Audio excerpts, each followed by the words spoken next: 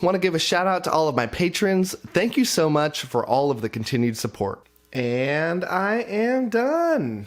Okay, so I just finished up listening to The Drawing of the Three. This is book 2 of the Dark Tower series by Stephen King, and I want to give you my unedited thoughts upon finishing this book, which was just right now. So I did not enjoy much of anything out of this one, but usually I only reserve my 1 out of 5 stars for books that I either DNF'd or just downright hated from start to finish.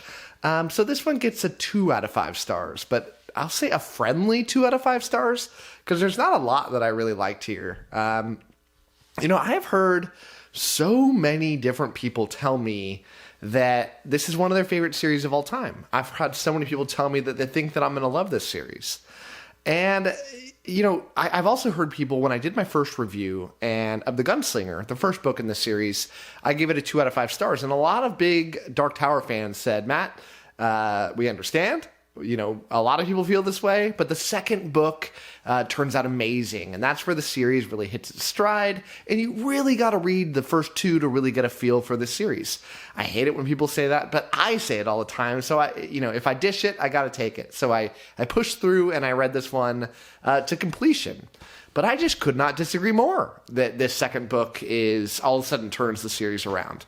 I do think that the writing quality itself improved, but that's about it. This is, from a plot side, the continuation of the story of the Gunslinger. But that cool desert setting, the one part of that book that I enjoyed, it's no longer there. As is like the mysterious man in black, which was really the other part that I enjoyed out of that. Like neither of these had any appearance in this book. It was weird. It felt more like this book was like a spin-off of the first one than a continuation of the first one. It felt like this book, probably has, this purpose in the greater Dark Tower story going on here, but it feels so completely different and mostly unrelated. Now, I don't always necessarily dislike books that do this.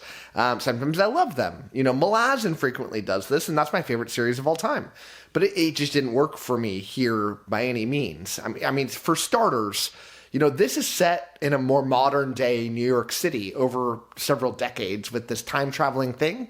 And I'm not a big urban fantasy fan. I'm not a big time travel fan. And I'm not a big modern day fan when it comes to fantasy stories. Now there's exceptions to these. All of the little things I just listed, I can tell you stories that I like that have those components to them. But when you combine all these three together with an author in Stephen King that I don't particularly enjoy the writing style of, this book just ultimately made me feel nothing. It felt like this enormously boring side quest, filled with very classic Stephen King inane ramblings that drive me as the reader to madness. There's so much unnecessary filler here in exposition, which Stephen King is like the master of. I get that a lot of people love this style of writing from him, but I just don't think I'm a Stephen King fan, and that's okay. I really, really want to be one. But not every author is for every person. And now I have 4 Stephen King books under my belt. I read the one with a date in it, like 11/1962. I'm off on probably all 3 of those dates, but you know what I'm talking about. I read the Stand, and I read both the books here, and I didn't really love any of them. So I can pretty confidently say that the writing of Stephen King does not appeal to me as the reader. And I'm probably not going to ever read a Stephen King book again. Because we're now next to 2 books into this series. And I still know next to nothing about this main character. And for me, that ruins so much of the story. Because I know so little about the events that are taking place. Like, so little that it drives me to madness. It just feels weird. And I hate books that are just weird. And a lot of people hear this weird thing and they're like, oh, I love weird books. Yeah, I need things a little more cut and dry for me to really enjoy them. Like, do I know why this character wants to find the Dark Tower? Do I know why he's so urgent to get there? Do I really know much of anything? No, I don't. And I feel like there's really not much of an excuse here for there not to be more characterization. In this story, we get introduced to two brand new characters that also know nothing, just like the reader. So why are things not explained to them so that the reader can at least be filled in a little bit about what's going on? It is so perfectly teed up for that to happen. But it's just like King wants the reader to be confused to no end and just to accept the weirdness and to go along with it. You know, it's not as if the gunslinger and these new characters don't have an opportunity to talk about these things. You know, there's tons of downtime for these conversations to happen. And so that's just very frustrating to me as the reader. It didn't feel like there was a purpose to this lack of character building. You know, aside from that, you know, this is a time travel book. I have a struggle with those sort of things. But in particularly, I had it here because none of the rules of the world made sense. I like things to have a little more structure to them. You know, in this series, I won't ruin anything, but the characters go through to these doors that have this time traveling aspect to them. But I don't like how these doors worked. You know, every time that I thought I finally had it figured out, the rules changed. You know, sometimes one person can go through. Sometimes multiple people can go through. You know, sometimes people can get carried through by the gunslinger. Or sometimes they're like stopped. You know, sometimes items can go through. Sometimes they can't.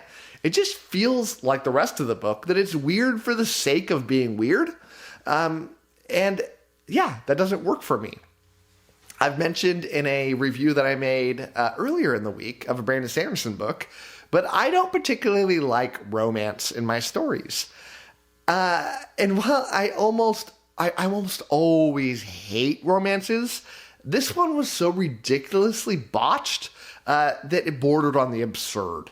It was rushed, like crazy rushed, and it didn't make any logical sense to me on why this romance was happening for so many reasons, and it just felt so out of place. So, with all those negatives being said, I did like some sequences here. I thought that the beginning of this book, for the first 200 or so pages, this is a decently long book, but for 200 or so pages, I thought that there was this wonderful sense of momentum building. I felt like there was this constant, perfect upward slope of not only the momentum, but the quality of the story. But then we get introduced to the second character, and it all falls apart. You know, the book basically starts over. And that sucked. It felt like from that point forward, I was sucked out and not enjoying my time anymore. And that's not even the thing that I dislike the most about this.